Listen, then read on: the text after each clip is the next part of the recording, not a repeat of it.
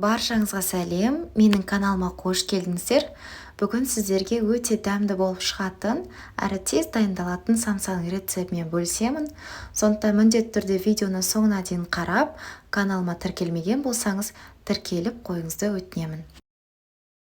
Ендеше қамырымызды дайындаймыз. Ол үшін бөлме температурасындағы сары май, бір сары уыз және де қаймақ, оның үстіне кішкене тұзымызды салып, венчикпен немесе миксермен шайқап араластырып аламыз. Кейіннен соданы уксуспен гасить етіп, осының үстіне құямыз. Тағы да кішкене араластырамыз.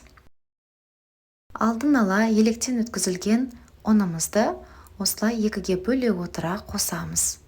Және де қолымызбен жұмсақ қамырды елеп шығарамыз. Қамырды 15 минутқа тоңазышқа қойып қоямыз. Енді салмасы үшін тартылған немесе туралған етке пиязды турап саламыз, тұз қосамыз, қара бұрыш және де зираны қосып, жақсылап араластырамыз. Салмамыз дайын. Самсаның барлығы бірдей көлемде шығу үшін қамырды осылай таразбен бірдей көлемде, яғни салмағы бірдей етіп өлшеп алдым. Егер сізде таразы болмаса, көз мөлшермен барлығын дайындап алсаңыз болады. Мен барлығын 50 граммнан етіп бөліп, домалақтап дайындап алдым. Енді әрқайсысын осы видеода көріп тұрғаныңыздай оқтаумен жұқалап, осылай жайып аламыз. Салмамызды біраз қасықтай етіп салып аламыз. Енді видеода көрсетілгендей самсамызды түйіп аламыз. Өте оңай жасалынады. Бірден осылай түйіп, домалақтап, дайындап қоя береміз.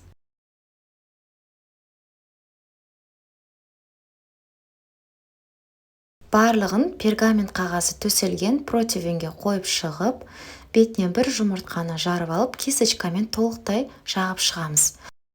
Үстіне кунжут немесе мен секілді мак сеуіп, 180-190 градуста беті қызарғанша пісіріп аламыз. Мінекей біздің самсамыз дайын, өте әдемі болып шығады, әрі дәмді болады. Қамыры жұмсақ, өте нәзік болып шығады. Міндетті түрде дайындап көріңіздер. Ал егер менің видео рецептім сізге ұнаған болса, міндетті түрде лайк басып, комментарий жазыңыз, әрі каналыма тіркеліп қойды ұмытпаңыз.